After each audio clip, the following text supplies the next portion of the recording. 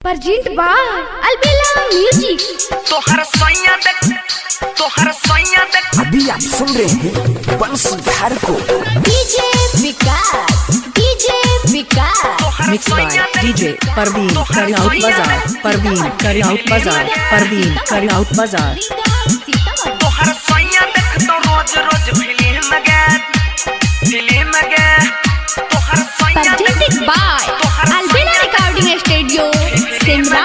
हाँ दलियो ओप्पो के मोबाइल वही में सिम गे, दलियो ओप्पो के मोबाइल वही में सिम गे। अपना सैया के देखो है रोज फिल्म गे, अपना सैया के देखो है रोज फिल्म गे। दलियो ओप्पो के मोबाइल वही में सिम गे, तोहर सैया देख तो रोज रोज फिल्म गे। छौरिया mix by DJ Parveen Kariyaut बाजार, छौरिया डीजे परवीन करियाउट बाजार, डीजे परवीन करियाउट बाजार। Recording Studio Simra. रोज फिल्म गे रीगा सीतामढ़ी। तोहर सैया देख फिल्म गे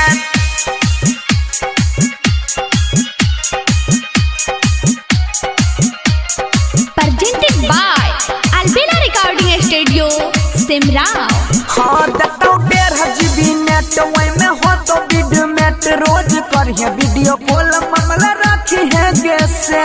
रखी है कैसे हाँ देखो 1.5 GB नेट वही में हो तो वीडियो मेट रोज करिए वीडियो कॉल मामला रखी है कैसे। सिखाई देने छियो चलबे के हिली मगे, सिखाई देने छियो चलबे के हिली मगे।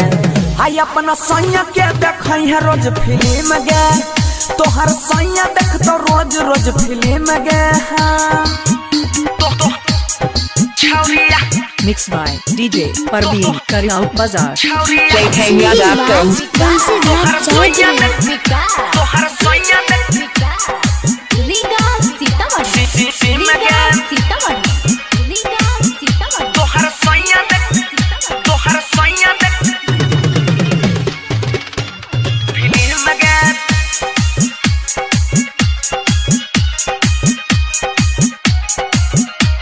Presented by Albella Recording Studio Simra.